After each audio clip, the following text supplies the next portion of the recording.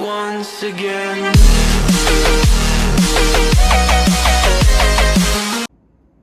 E aí, rapaziada, mais um aulão com o tio Dani. Estamos nesse dia, Aline. Que dia é hoje, Aline? 26, 25, acho que é. Então, pessoal, mais um aulão com o tio Dani, tá? Hoje a gente vai dar continuidade ao nosso último vídeo, mais focado para os alunos do segundo ano, mas, pessoal, terceirão, tudo é válido, tá? Então, Primeira Guerra Mundial, parte 2, tá?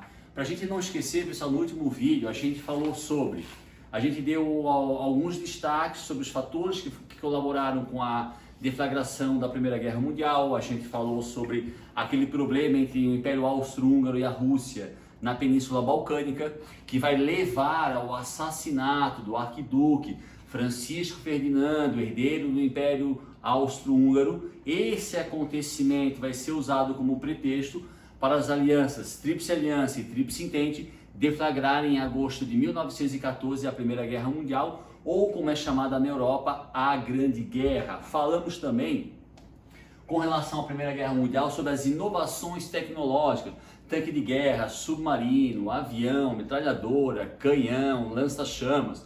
Falamos também sobre a Itália, que no início do conflito, que no início da Primeira Guerra Mundial pertencia à Tríplice Aliança, mas durante o primeiro ano de guerra ficou neutra. Em 1915 ela passa a participar ativamente da Primeira Guerra Mundial, mais ao lado da Tríplice Entente, pelas razões que a gente falou no outro vídeo, promessas territoriais que a Inglaterra e a França fizeram à Itália, num território hoje localizado no norte italiano, mas que na época pertencia ao Império Austro-Húngaro. Eu até citei como exemplo a província do Trentino, onde está localizada a cidade de Trento, onde os imigrantes de Trento darão origem a Nova Trento. Falamos também sobre 1917, o penúltimo ano da guerra, os dois principais acontecimentos que vão mudar o rumo da guerra: a saída da Rússia em função da Revolução Russa, a Revolução Socialista de fevereiro e outubro de 1917, e a entrada dos Estados Unidos no conflito, porque, como nós frisamos no vídeo anterior, até 1917 o Estados Unidos, o que ele fazia? Ele fabricava e fornecia mercadorias, principalmente material bélico, à Tríplice Entente.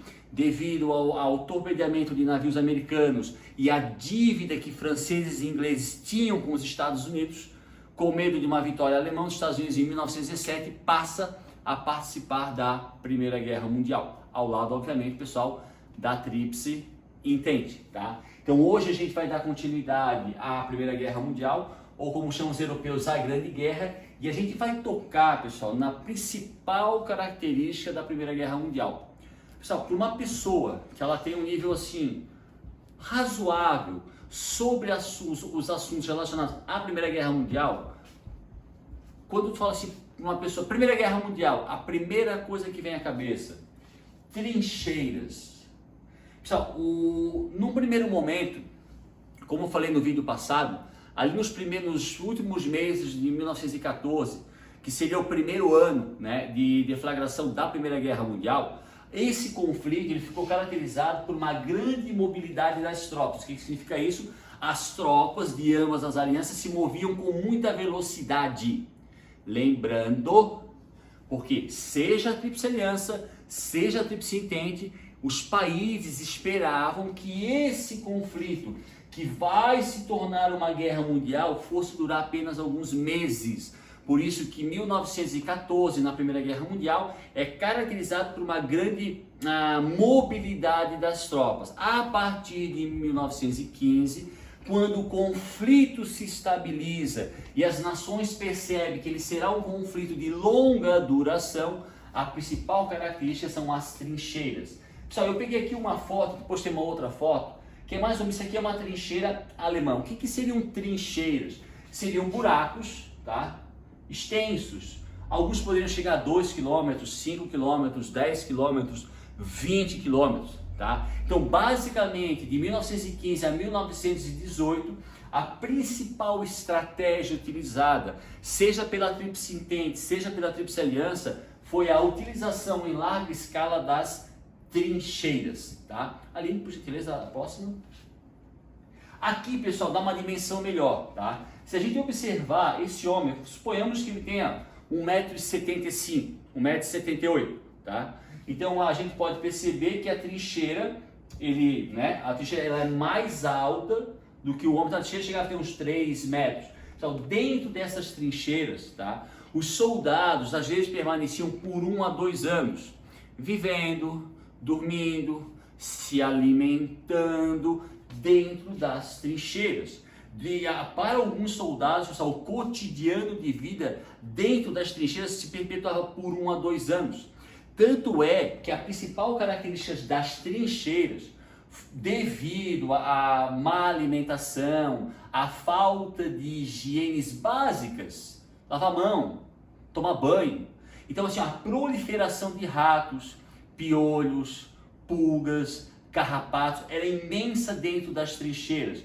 Consequentemente, uma grande quantidade de soldados morriam, não só por canhões ou balas de um fuzil, mas por doenças causadas pela falta de higiene dentro das trincheiras. Vou dar um exemplo. Isso aqui é um buraco, pessoal. Se chove, a água vem até aqui. Tu não tem como sair da trincheira, porque a trincheira do inimigo está localizada a quase 1 km ou menos de 1 km.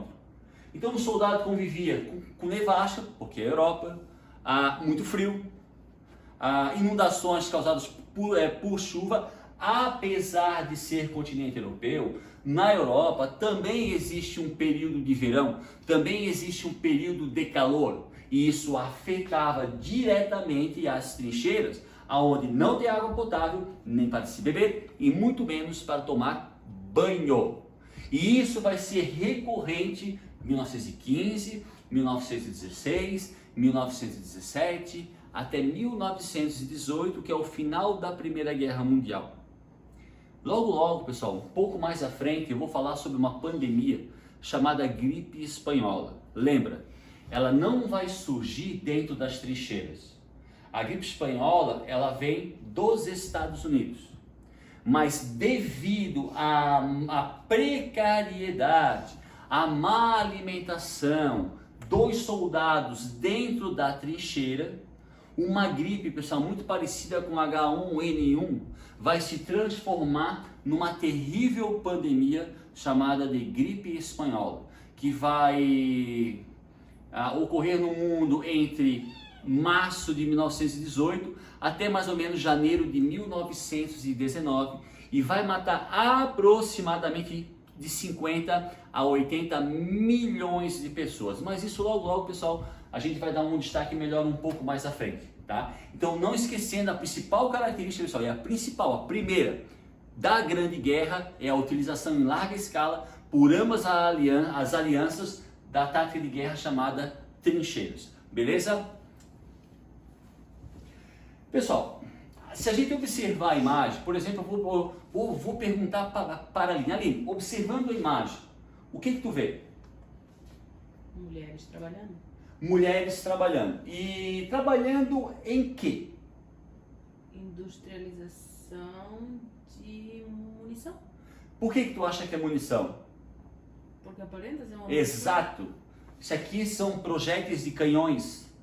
Então, como a Aline descreveu, isso aqui é uma imagem de uma fábrica de munição, no caso de projéteis, ou como se fala, balas para canhões, aonde se a gente observar, pessoal, tirando um homem que está aqui atrás, 99% dos operários que se apresentam nessa foto são constituídas de mulheres. Pessoal, essa foto aqui é uma foto durante a Primeira Guerra Mundial. Se nós tirássemos essa foto em 1912, 2 anos antes da deflagração, com certeza absoluta, o número de operários homens seria em torno de 80%. Essa foto ela foi tirada durante o período referente à Primeira Guerra Mundial. Por quê? Pessoal, a guerra é algo ruim. A guerra ela é sinônimo de sofrimento, sinônimo de violência. Só que para as mulheres, principalmente do continente europeu e dos Estados Unidos, a Primeira Guerra Mundial, ela colaborou para uma maior emancipação das mulheres. Como escrevi aqui embaixo, homens na guerra, mulheres na indústria. O que significa isso? Quando a guerra, pessoal, ela é deflagrada e ela se torna uma guerra de grandes proporções, os homens dos 18 aos 40, 45 anos, na sua quase maciça maioria, tiveram que se alistar e tiveram que ir para a guerra. Não interessa, pessoal, se é nos Estados Unidos, se é na Inglaterra, se é na Alemanha, se é na Holanda, se é na Bélgica, não interessa. Em todos os países envolvidos no conflito, os homens dos 18 a mais ou menos dos 45 anos foram para a guerra. Uma boa parte desses homens eram constituídos por operários de fábricas, inclusive de fábricas que produziam material bélico. Como esses homens foram à guerra, a sociedade da época, uma sociedade extremamente patriarcal, foi obrigada a substituir a mão de obra masculina pela mão de obra feminina. Por isso que essa foto da Primeira Guerra Mundial, dentro de uma indústria de material bélico, no caso projéteis para canhões, ela está composta na sua quase maciça maioria por operárias. Pessoal, o fato das mulheres terem apoio, eu não estou dizendo que não havia mulheres que já não trabalhavam fora, claro que havia, mas isso não era algo tão comum como é nos dias de hoje. Existia uma parcela considerável das mulheres que trabalhavam fora, sim, mas também existia uma parcela muito grande e significativa das mulheres que não trabalhavam fora, ou porque o marido não queria, ou porque o pai não deixava, por várias razões. Com a Primeira Guerra Mundial e a ida de milhões e milhões e milhões de homens ao campo de batalha, essa mão de obra masculina obrigatoriamente foi substituída pela mão de obra feminina, inclusive por uma parcela significativa das mulheres que não tinham acesso ao trabalho, não tinham acesso ao dinheiro. O que significa isso? Mulheres que até então, Aline, para comprar um sapato, um cinto, um vestido, tomar um café na esquina, tinham que pedir autorização e dinheiro para quem? Para o marido ou para o pai ou para o irmão. Mas agora o irmão, o pai, o tio, o marido estão na guerra, elas passam a substituir o homem dentro da indústria, então elas passam a ganhar salário. Se elas passam a ganhar salário, o seu próprio dinheiro, isso significa uma maior emancipação. Então, se a gente olhar, a guerra, por um lado, ela é ruim, porque causa violência, causa morte, mas para as mulheres, especialmente, pessoal, do continente europeu e Estados Unidos, a Primeira Guerra Mundial foi um sinônimo de emancipação. Aline, a próxima, por gentileza. Emancipação financeira, ó, em letras garrafais, deixei o quadro limpinho, só com essas palavras. Por quê? Porque a mulher, como eu já falei anteriormente, passa a ganhar dinheiro. Eu quero comprar o meu sapato, eu vou comprar o meu sapato. Eu quero ali tomar o meu café com as minhas amigas, eu vou tomar porque eu posso pagar. Primeiro, porque o marido não está em casa, o pai está na guerra, o irmão está na guerra. Segundo, mesmo que o marido esteja em casa, ela trabalha e ganha o seu salário. Emancipação financeira. E a próxima imagem, pessoal, esse eu considero a maior consequência da emancipação feminina conquistada pelas mulheres durante a Primeira Guerra Mundial. A emancipação financeira, pessoal, é uma consequência, importante, muito importante. Muito importante ter o seu próprio emprego, ganhar o seu próprio salário. Mas eu vou, na próxima imagem, é uma palavra bem pequenininha, que eu considero a principal consequência proveniente da emancipação feminina conquistada durante a Primeira Guerra Mundial. Aline? Aline, vai, alto. Voto. O voto. Pessoal, uma curiosidade, ali, eu não sei se é nessa ordem cronológica, mas se eu não me engano, em 1918 a mulher conquista o direito ao voto na Alemanha, Inglaterra em 1919, Estados Unidos em 1920. Então, em muitas nações, pessoal, da Europa e fora da Europa, aquela emancipação financeira conquistada pelas mulheres durante a Primeira Guerra Mundial vai levar as mulheres a lutarem por outras conquistas. A que eu considero a mais importante e a principal é o direito ao voto. Quer dizer, a mulher agora ali ela pode votar e ela pode se candidatar. Então eu agora, mulher, posso votar numa mulher, essa mulher pode ser eleita, por exemplo, deputada federal e fazer leis para beneficiar as mulheres. O voto, pessoal, ele se torna algo mais frequente, mais comum, principalmente no mundo ocidental, no período pós-Primeira Guerra Mundial. Temos algumas exceções que eu considero uma vergonha, como por exemplo, a França, a mulher só conquistou o voto a partir de 1946, depois da Segunda Guerra Mundial. Na Itália também considero uma vergonha, a mulher só conquistou o voto após 1945, ano de final da Segunda Guerra Mundial. No Brasil, as mulheres, o voto feminino no Brasil foi oficializado em 1934, quando foi promulgada a nossa terceira Constituição durante o governo de Getúlio Dornelles Vargas. Mas em países como Alemanha, Inglaterra, Holanda, Estados Unidos, o voto, o direito ao voto foi dado, aliás, não foi dado, foi conquistado pelas mulheres logo depois da Primeira Grande Guerra.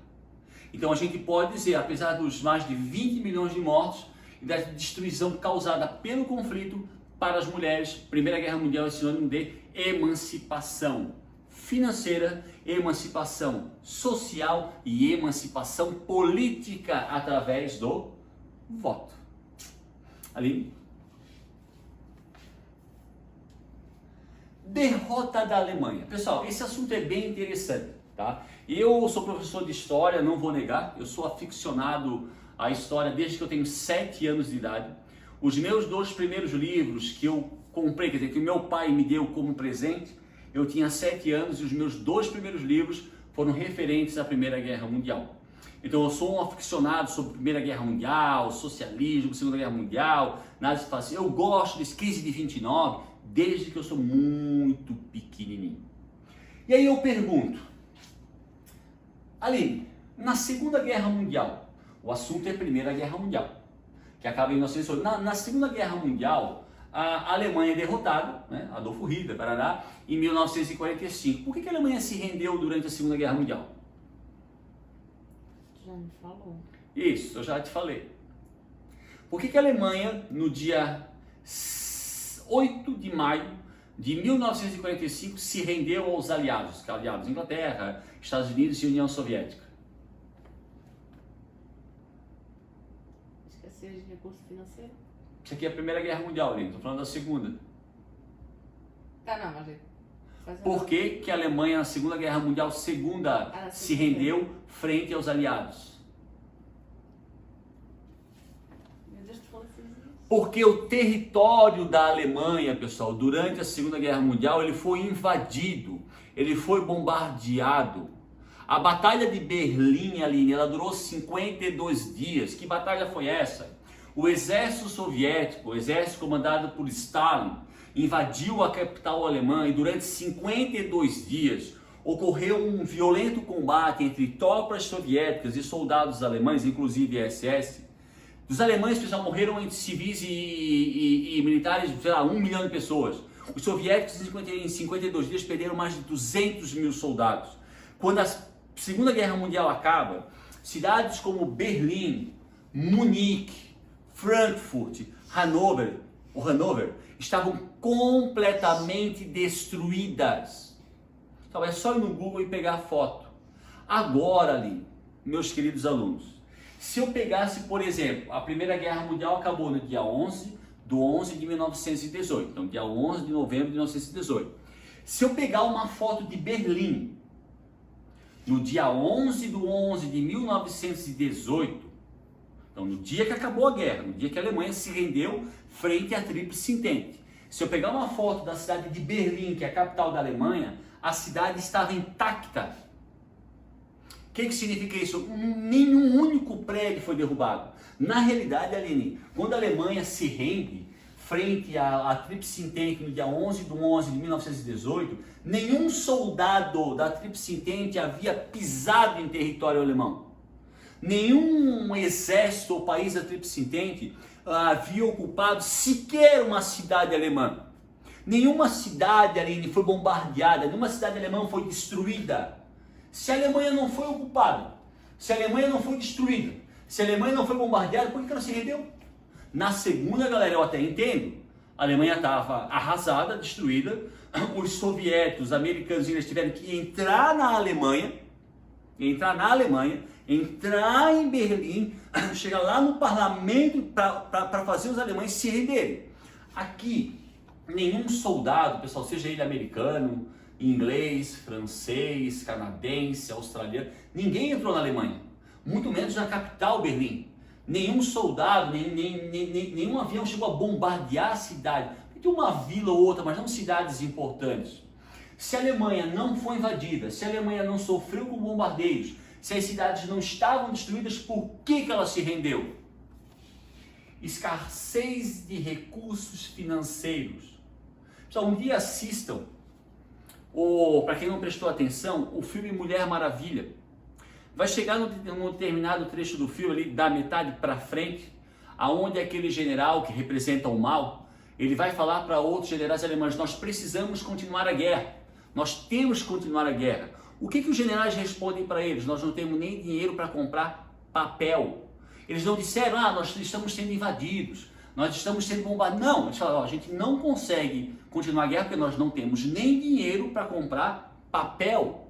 Então a principal causa, pessoal, o principal fator que vai colaborar com a derrota da Alemanha na Primeira Guerra Mundial é a escassez de recursos financeiros. Dentre os historiadores, pessoal, entre vários historiadores, existem várias visões que explicam essa escassez financeira. Uma delas é o seguinte, que para evitar o colapso e a falência da economia inglesa, a gente não pode esquecer, pessoal, quando a Primeira Guerra Mundial começa, a principal potência econômica e militar do mundo era a Inglaterra. Quando a Primeira Guerra Mundial acaba, a principal potência econômica do mundo se torna os Estados Unidos. Em 1918, 1917, ali em 1917, a Alemanha tinha uma grande possibilidade de ganhar a guerra. Isso é um dos fatores que fez com que os Estados Unidos entrassem no conflito em 1917. Se a Alemanha ganhasse a guerra, a Inglaterra e a França não teriam como pagar a dívida que eles tinham com o governo dos Estados Unidos. Então reza a lenda entre alguns historiadores que para evitar o colapso e a falência da economia inglesa, os bancos da Europa, de uma forma geral, pararam de financiar ou emprestar dinheiro para a Alemanha. Dessa forma, a Alemanha, financeiramente falando, ela não tinha possibilidade de continuar com o conflito, apesar de não ter sido nem invadida e nem bombardeada. Então, a principal causa da derrota alemã na Primeira Guerra Mundial é a escassez de recursos financeiros. Em resumo, um linguajar mais comum, falta de dinheiro. Um outro detalhe, pessoal, bem interessante, que pouca gente fala, tá? Quando a Alemanha ela perde a Primeira Guerra Mundial e ela assina um tratado com a Tríplice Entente dentro do território alemão, pessoal, logo em seguida do final da Primeira Guerra Mundial, tá? Entre 1918 e 1919, explode dentro da Alemanha uma revolução socialista, pessoal, nos mesmos moldes da Revolução Socialista da Rússia. Lembra que a gente falou na outra aula? A Rússia, na época e ainda hoje, é o maior país do mundo. E a Revolução Russa, ela vai tornar a Rússia o primeiro país socialista do mundo. Quando o socialismo se instala no território russo, isso vai estimular outros movimentos socialistas pelo continente europeu e inclusive dentro da Alemanha. Então, uma das principais consequências do final da Primeira Guerra Mundial é a explosão no continente europeu, inclusive na Alemanha, de uma revolução socialista que vai levar dentro do território alemão a deflagração de uma guerra civil. entre 1918 e 1919, tá? Só que essa revolução, pessoal, os socialistas da Alemanha, tentem estudar, pessoal, um dia vão lá no Google e pesquisem sobre Rosa de Luxemburgo. Rosa de Luxemburgo, pessoal, foi uma mulher e ela era uma das líderes do movimento socialista dentro da Alemanha durante esse período da Guerra Civil, tá? Então, uma das consequências da derrota, obviamente, pessoal, causada pela escassez de recursos, logo depois explode uma guerra civil, onde os socialistas tentam tomar o poder dentro da Alemanha, só que essa revolução ela não tem sucesso. Durante esse período aqui, pessoal, da revolução, 1918, principalmente 1919, 1920, dentro da Alemanha vão surgir movimentos antissocialistas, movimentos extremamente radicais, mas antissocialistas, tais como o nazismo. Então, o nazismo, o Partido Nacional Socialista dos Trabalhadores Alemães, mais conhecido como Partido Nazista, ele vai surgir nesse contexto do final da Primeira Guerra Mundial. Ali no ano de 1919, durante essa guerra civil, durante a tentativa dos socialistas de ocuparem um poder, numa Alemanha derrotada, numa Alemanha humilhada, é nesse contexto que surge o Partido Nazista, que vai ser um assunto, pessoal, mas para outras videoaulas. Maravilha, Aline? Tratado de Versalhes. Pessoal, quando a guerra acaba, no dia 11 de 11 de 1918, então as potências da Tríplice Aliança, Império Austro-Húngaro, Império Turco-Otomano, eles vão se desmembrar, eles passam a não existir mais. Perfeito? O último país a se render é a Alemanha, tá? No ano seguinte, ali entre o mês de janeiro e fevereiro, os países da Tríplice Entente, principalmente Inglaterra e França, organizaram uma assembleia no Palácio de Versalhes, na França, e essa assembleia vai ser responsável pela elaboração e aprovação do Tratado de Versalhes. Pessoal, só para constar, ali um pouquinho antes da rendição da Alemanha, no dia 11 de 11 de 1918, os Estados Unidos, governado pelo presidente Wilson, tinha proposto aos alemães o que nós chamamos de o Tratado dos 14 Pontos, ou seria um tratado sem vencedores, seria um tratado onde a Alemanha se renderia, mas onde a Alemanha não seria penalizada. Por isso o termo, Tratado dos 14 Pontos, tratado sem vencedores. A Alemanha seria considerada culpada, a Alemanha se renderia, mas não seria penalizada. Esse foi um acordo proposto pelos Estados Unidos do presidente Wilson. Quando é realizada essa assembleia, em 1919, no Palácio de Versalhes, esse acordo dos 14 pontos, proposto pelos Estados Unidos, foi levado à Assembleia. Mas durante o transcorrer da Assembleia, franceses e ingleses modificaram o tratado elaborado pelos Estados Unidos. Detalhe Alemanha, detalhe Aline. A Assembleia, o assunto, o foco da Assembleia era falar sobre a Alemanha, mas a Alemanha não estava na Assembleia. Pequeno detalhe. A Assembleia foi criada para discutir a situação da Alemanha no pós-guerra, mas a Alemanha não estava presente na Assembleia. Durante a Assembleia, como eu já falei, ingleses e franceses modificaram o Tratado dos 14 Pontos propostos pelos Estados Unidos e, sabiamente, entre aspas, pessoal, franceses e ingleses criaram o Tratado de Versalhes. Pessoal, uma frase resume o Tratado de Versalhes. O Tratado de Versalhes foi criado com duas intenções: punir e humilhar a Alemanha. Todo tratado de redição, pessoal, ele tem como objetivo punir. Isso é uma coisa óbvia. Todo tratado de redição, ele tem como objetivo principal punir o país que é derrotado. No caso do Tratado de Versalhes de 1919, eram dois objetivos: punir e humilhar a Alemanha.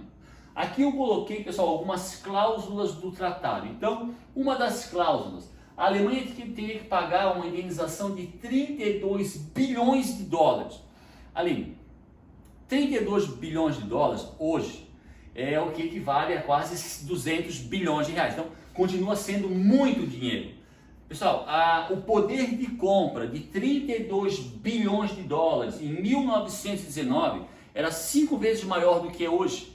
É como se a Alemanha tivesse que pagar hoje uma indenização de 150 bilhões de dólares para um país que havia sido derrotado devido à escassez financeira.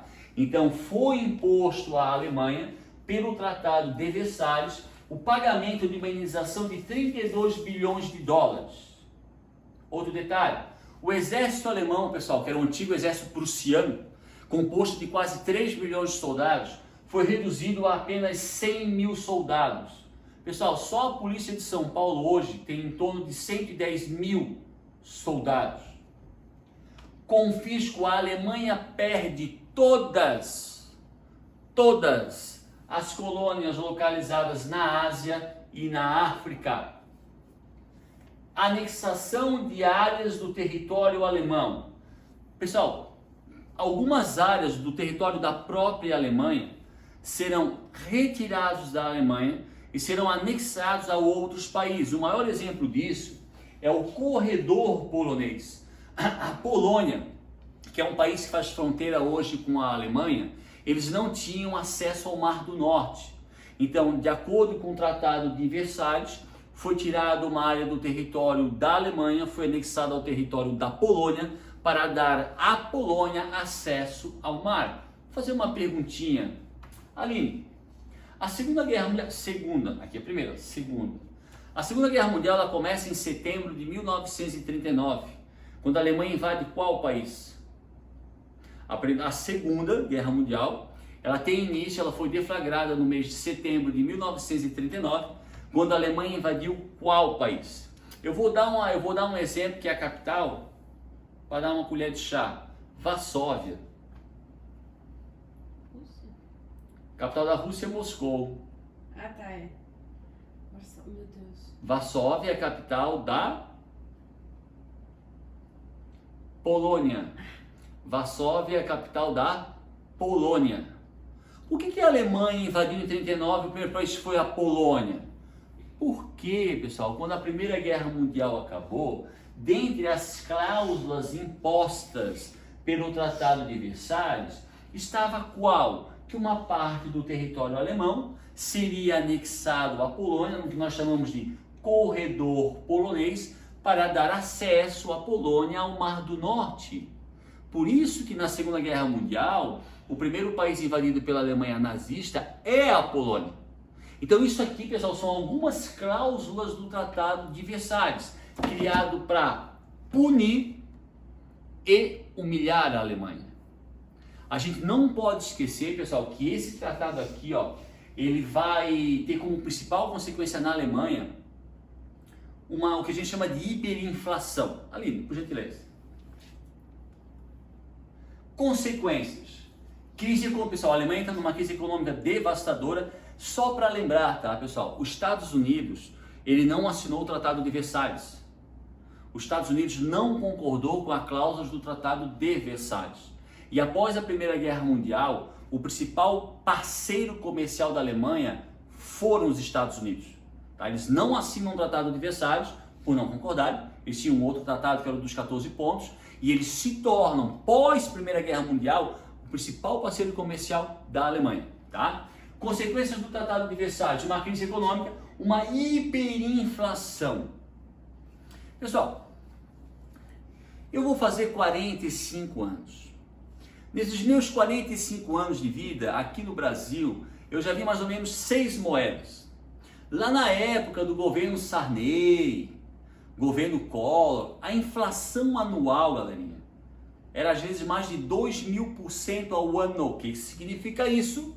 Que os preços, eles aumentavam 2.000%, Aline, ao ano. Pensa um armário? O preço vai aumentar. Eu não vou comprar um armário em janeiro, eu vou deixar para comprar ele em setembro.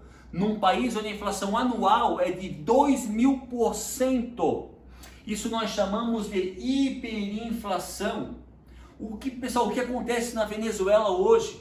Na Venezuela, a inflação ela alcança os dígitos de 6 zeros.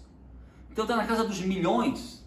Essa vai ser a situação da Alemanha pós Primeira Guerra Mundial, principalmente devido ao Tratado de Versalhes. Humilhar, aliás, punir e humilhar. Então uma crise econômica gigantesca, uma hiperinflação astronômica, fome, um desemprego, pessoal, absurdo, tá?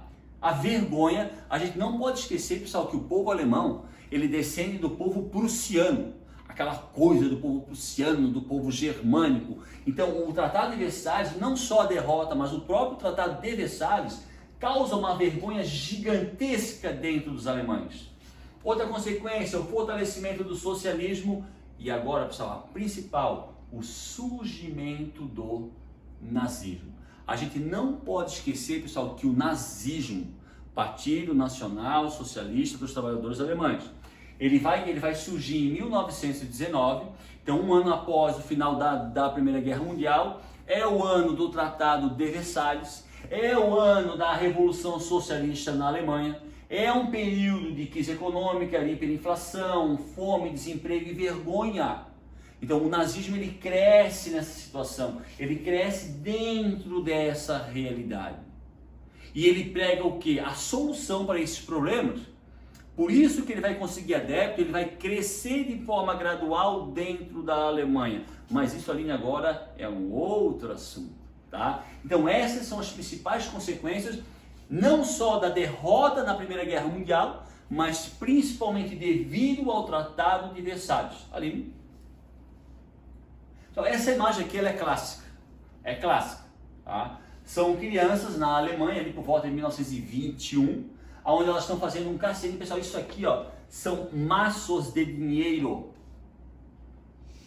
Vamos dar um exemplo. Suponhamos que cada nota dessa fosse de $1, mas são maços. Se fosse $1, mas são maços. Quantos dólares teriam aqui? Milhares de dólares. Só que aqui não é dólar, pessoal, aqui é a moeda alemã. Isso significa o quê? Devido à hiperinflação, devido à crise econômica, o dinheiro alemão, pessoal, ele não valia absolutamente nada. Se vocês observarem na época, vocês vão encontrar a nota de 2, 3 bilhões de marcos. Pessoal, quando um país ele tem uma nota assim, vou dar só uma suposição. O Brasil, nós temos uma nota de 5 bilhões de reais. Pessoal, se um dia nós chegarmos a ter uma nota de 5 bilhões de reais, é porque a nossa situação econômica está catastrófica. Quando um país, sabe, tem uma numeração na nota muito alta, na casa dos milhões e na casa dos bilhões, é porque a situação econômica ela é catastrófica.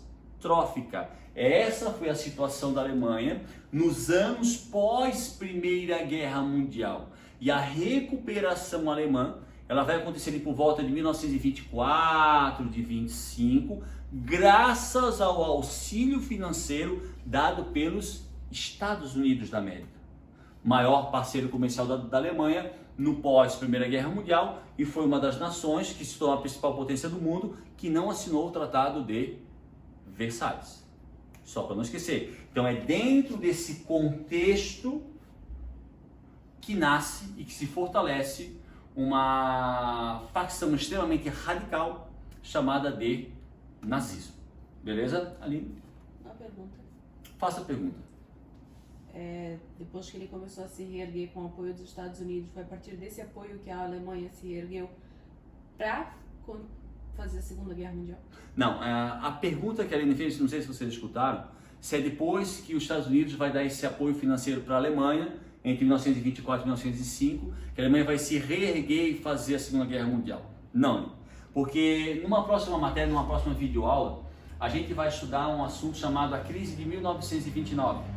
Então, em 1929, vai acontecer uma crise dentro dos Estados Unidos, onde a Bolsa de Valores de Nova York, que até hoje é a principal do mundo, ela quebra. Então, as principais empresas, indústrias dos Estados Unidos entram em falência. E como os Estados Unidos era a maior potência econômica, quando os Estados Unidos entra em falência, é o que a gente chama de efeito dominó. Como os Estados Unidos é a principal potência, ou os Estados Unidos investem em outros países, ou outros países investem nos Estados Unidos.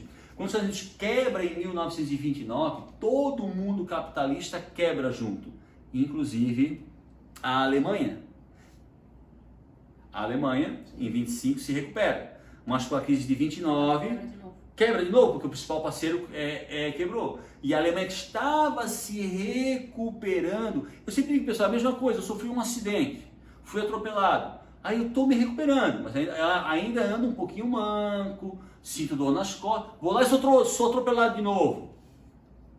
Vai ser pior do que antes. Então é a crise de 29 que vai ser o combustível principal para o fortalecimento do nazismo. Nazismo que já havia surgido lá depois da Primeira Guerra Mundial.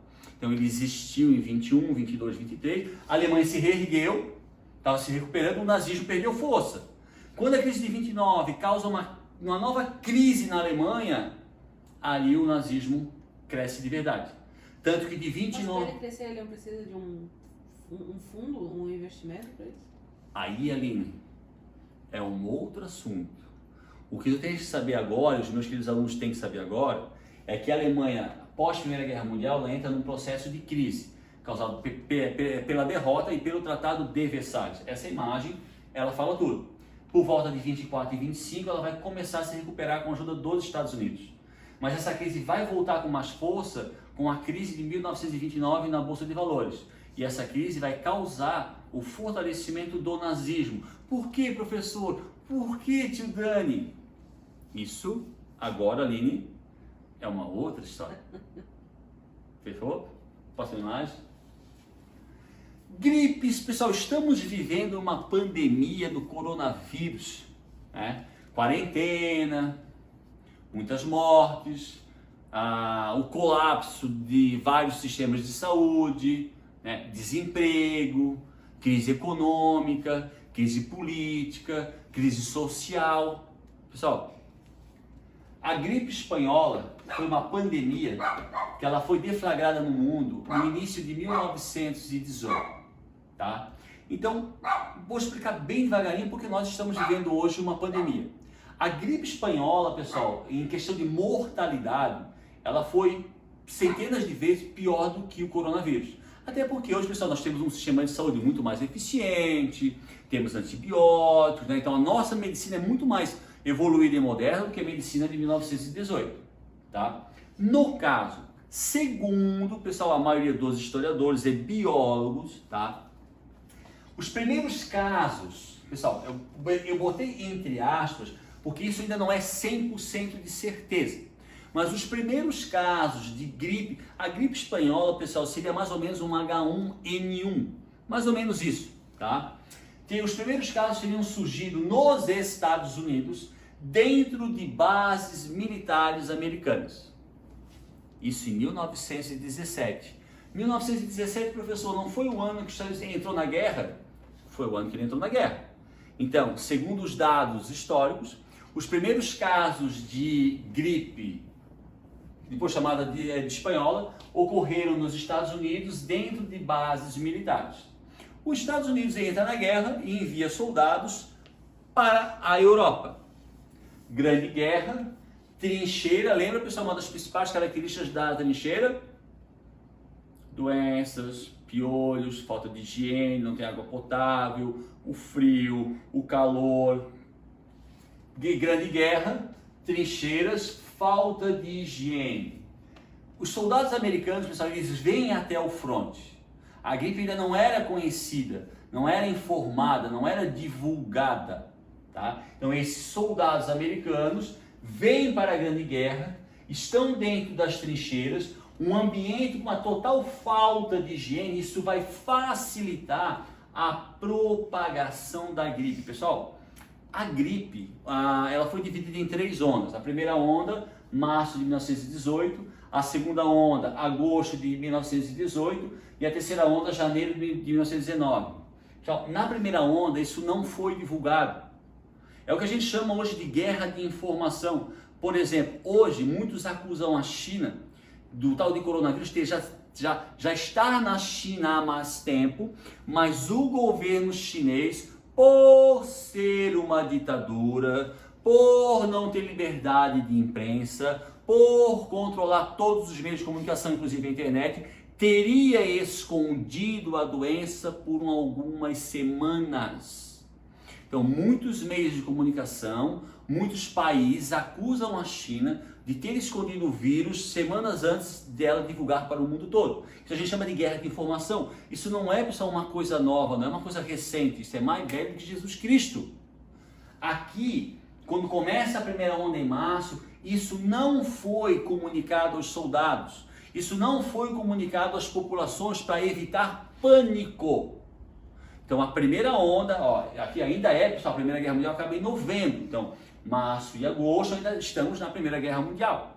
Tá? Então, essa primeira onda e um pouco mais a segunda onda, elas não foram divulgadas sob a alegação de não causar pânico, nem nos soldados e nem na população civil. Mas a gripe já acontecia.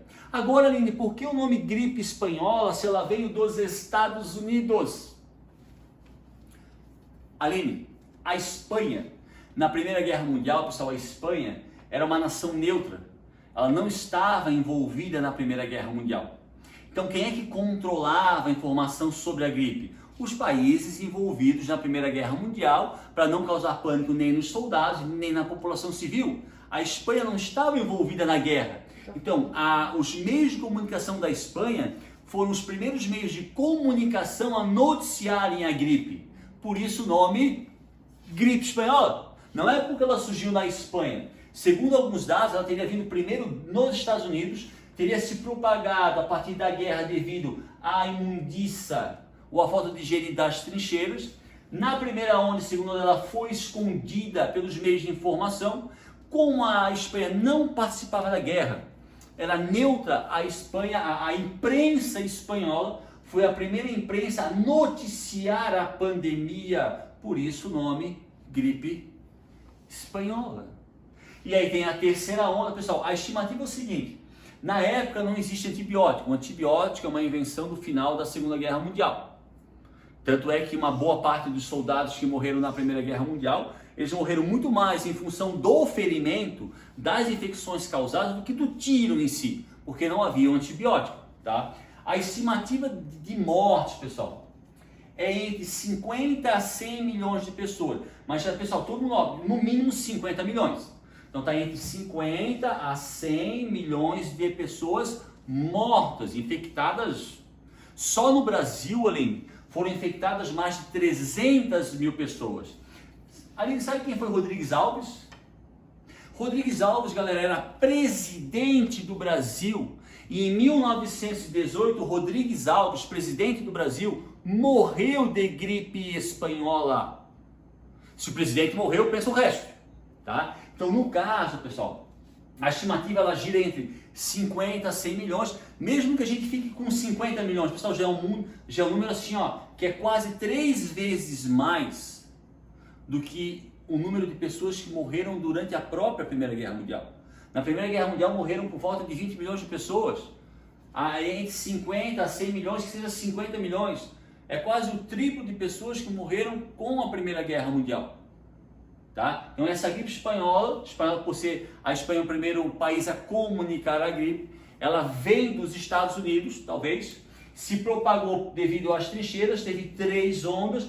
Como é que ela acabou? Como é que ela acabou, Lino? Se não tinha vacina. Sistema imunológico. Sistema imunológico. Charles Darwin. Evolução. Como a peste negra. Como é que a peste negra, pessoal, no século XIV, como é que ela acabou se não tinha vacina? Pessoas tiveram um sistema imunológico fortalecido e passaram a não pegar a doença. É dessa forma que ela acabou, tá? Então, a gripe espanhola... Como? Mesma coisa com o corona. A mesma coisa, esse é o ciclo normal de um vírus, caso não apareça a vacina. Caso não apareça a vacina. A pessoa pega o corona, se curou, não pega mais. Exatamente. Alguns dizem que não, mas alguns biólogos dizem que sim.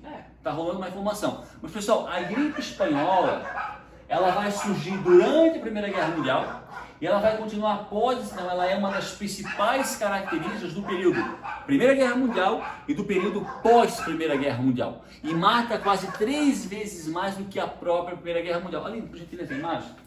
Então, essa imagem para nós, Aline, o que tu enxerga na imagem? São homens, soldados com Máscara. Pessoal, hoje nós vivemos uma pandemia e a coisa mais normal no nosso cotidiano é o uso da máscara. Então aqui eu peguei uma foto, esse aqui são soldados americanos, então é uma foto dos Estados Unidos, onde tem vários soldados americanos, todos eles, sem exceção, com máscara. Então pessoal, quarentena, uso de máscara, isolamento, a falência no sistema de saúde, tudo isso aconteceu durante o período da gripe espanhola. Só que, obviamente, pessoal, numa proporção muito maior do que o coronas, porque a mortalidade da gripe espanhola era milhares e milhares de vezes maior do que a do coronavírus. Mas o que a gente presencia hoje, pessoal, da quarentena, isolamento, a falência de alguns sistemas de saúde, o uso de máscara, é a mesma coisa com a gripe espanhola, só que numa proporção muito maior, tá? Aline?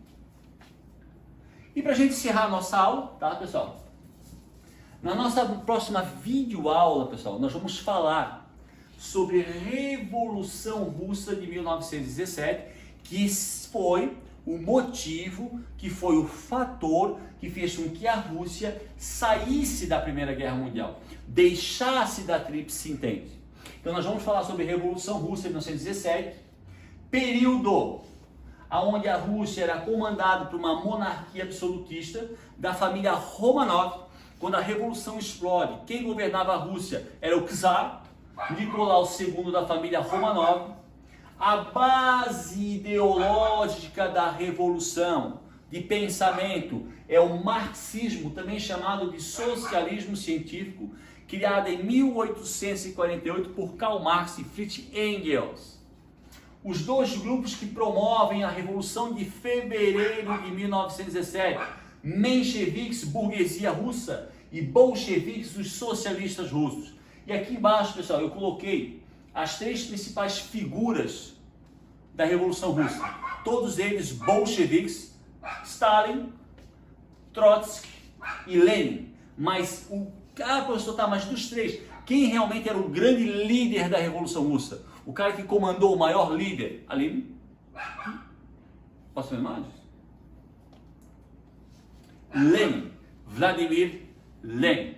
Então, na próxima videoaula, pessoal, estudaremos de forma mais aprofundada a Revolução Russa de fevereiro de 1917 e de outubro de 1917, quando a Rússia vai se tornar o primeiro país socialista do mundo, sendo que era e ainda é o maior país do mundo, tá? O grupo que vai fazer da Rússia um país socialista são os bolcheviques, que tem como principais figuras Stalin, Trotsky e Lenin. Mas se nós procurarmos um líder da Revolução, Vladimir Lenin, que até hoje, pessoal, o seu corpo está embalsamado na praça central da cidade de Moscou. É um dos principais pontos turísticos da Rússia, é o embalsamento, o corpo de Vladimir Lenin. Então, pessoal, acabamos a Primeira Guerra Mundial, estudaremos a Revolução Russa, logo em seguida nazifascismo e fascismo, crise de 29 até a Segunda Guerra Mundial. Rapaziada, espero que a aula tenha sido boa, tá? Nunca é demais lembrar, se inscrevam no canal, curtam, terão outras aulas, pessoal, aproveitem, anotem, estudem, voltem o vídeo e se tiverem alguma dúvida, pessoal, por favor, procurem o professor, no caso, eu. Obrigado, Aline, pela assessoria. Brisa, obrigado pelo acompanhamento. Rapaziada, brigadão aí, tá? Valeu. Um beijo. Tchau, tchau.